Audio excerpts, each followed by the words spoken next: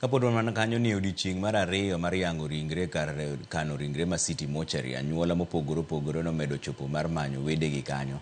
Maendi timore kinde ma gunia machielo to ne ogole kar puko taka ma Kware Mukuru kwa Njenga kani kod fuonde dhano kendo tere kar kano ringre ma City Mortuary. Jafwambo marwa Efi Nyakidi lero no wachni. Okinyi saa 4 e kar kano ringre ma City Mortuary. Anyuola mopogore opogore yuoro kani kod achiedh nade. Anyuola gi ochopo ka mar manyo wedegi manolal. Geno margi en ni moko kuom ringre ma oseyudi e kar puko taka ma Kware nyalo bedo wedegi. Familia mar Wilkista Ososo midendo ni Blessy owacho ni nolal tarik 19 dwe mar 6 higani. Min mare kanigi lit mathoth yango ni Wilkista ma jahigni 27 ne ok odok ot tok tieko uso kendo tudruok kode e yor simu nobedo matek. Gino momiyo min mare ringo kowuok Busia nyaka boma ma Nairobi mar manye. Nilipata report tarehe 24. Nikapigiwa simu na rafiki yake mwenye anaitwa Rosi.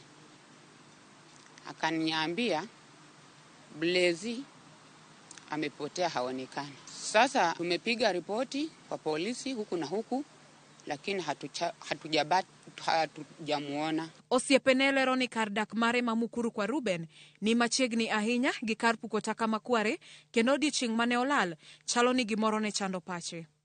Wigno mane Blessy olale no ne en wuok tich ariyo, wan kode godhiambo gotieno kama usegano. Tich adek ok anene, tich ang'wen ok anene, tich abich apenjo jirande, anno jirande ka kal, apenje ni ok aneno fulani, ok aneno Blessy. Ati Blessy no wuok chieng' tich adek, pok oduogo. Aya go simbe, dichwe momako simu. Onyisana ni Blessy mimanyo ni omake en police station. Tapenjo gina tino omake, ang'o motime? Ati no yude e od ng'ato. Sigana ni odwa chalo kod mar anyuola mar Irene Chepkemboi mane olal tarik 28 dwe mar 4 higa mokalo. Nyamin gi wacho ni e kinde mane Irene olal nodeko chopo ot e sane mapile. Notemo tudore kode kuom thuolo malach to noko yudore e simu, mak mana ni kochopo saa 7 mar otieno jal moro ooro ote machuok ni Irene ni e Tesendo bila Mathika. Akaniambia niende Thika police station, ati sister yangu ameshikwa niende Thika police station. Ama nimpigie simu on Tuesday. Sasa wakati relax sasa tukajiambia basi huyo alishikwa na kanjo. Juu kama inasemekana kwa Thika police station itabidi tuamkie hiyo Thika. On Sunday tukamkie hiyo Thika. Ayuko. Monday nikakimbia Lang'ata prison women. Sikumpata. On Tuesday nikiwa kazini nikampigia simu saa 7. Alikuwa amesema saa 7. Simu ilikuwa imefunguliwa. Tukapiga simu yangu ashiki lakini ameweka on. Riwruoge makedo ne ratich oganda olero ni moko kuom pek ma anyuola gi kale e kinde magi manyo wedegi gin kaka pek e fwenyo ringre kaluwore gi ndalo magisebede kar puko taka kod pek e yor wuoth moloyo to ne jogo maonge nyalo. It has been challenging for families to be able to tell actually whether those bodies that are here belong to their kin or not.